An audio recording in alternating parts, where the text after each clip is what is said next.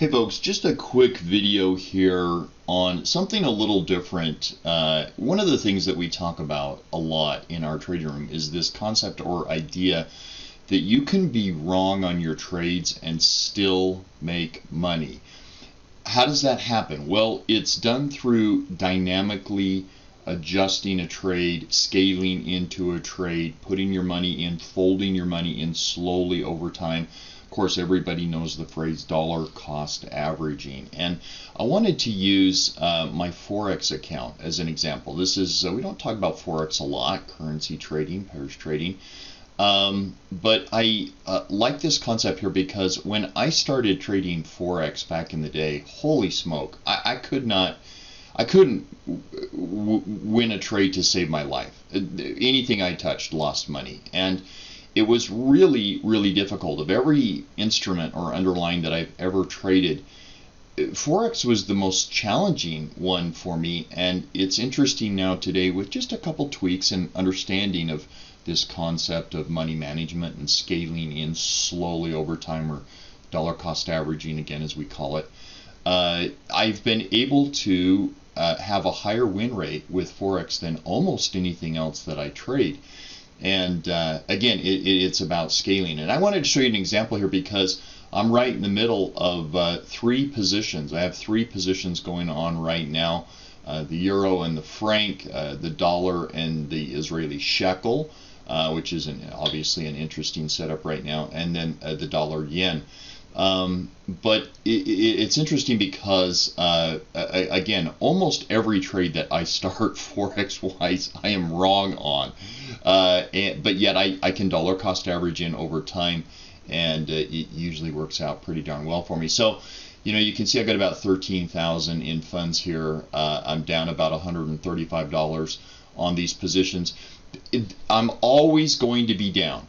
My profit or loss number will always be negative because as you can see, I set up these trades where we have an entry point. In this case, this is the dollar versus the shekel, and I'm short that position here. I'm looking for a reversion to the mean. I have an automatic take profit level in. And I usually will leave a stop loss out. In fact, I'm going to take that stop loss out.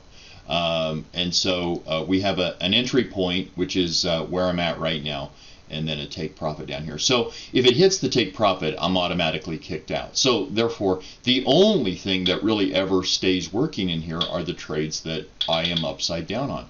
And so you can see again, I got about 13,000 in the account.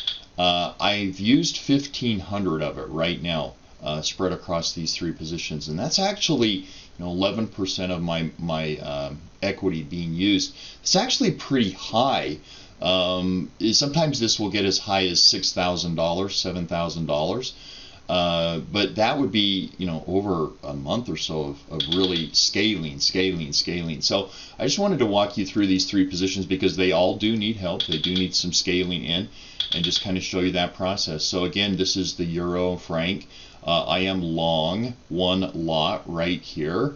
You can see I've got a take profit order already up in here, but I'm upside down a little bit on that long position.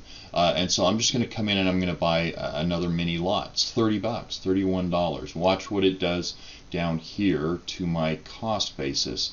I add that trade. See, it drops my cost basis a little bit. I'm going to add another 30 bucks to the trade, drops my cost basis a little bit. Add another 30 bucks to the trade, drops my cost. So this is what I'm doing every day. Come in here, maybe throw 90 bucks at that trade, and continue to hold my same take profit, but improve my cost basis. The dollar shekel, the same situation. This is obviously a play on. I mean, you can see when the war conflict took place. I hate that word conflict. It's a war. People are dying. But looking for a retracement here. So I am short here, and here's my take profit down in here. But again, I'm losing money on this. It's above my short position, so I'm going to add a little bit more to my short position. These one mini lot here is $50, and again, watch what it does to my cost basis. So I'll place the trade, improves it a little bit. I'll throw another 50 bucks at it. I'll throw another 50 bucks at it. So you can see it's just slowly improving my cost basis here. My third position is the dollar yen, and I've had some really good success this whole year when the dollar yen gets up into this 149 level, shorting it. And we're back up at that level again. I do have the short position on, but again, you can see that got a nice take profit down here, but we're ways from that, and I'm upside down. So again, I'm going to add a few lots to this. I'm going to sell. These are $50 a lot as well. And again, watch what happens here with my cost basis. Place the trade, gets that a little bit better.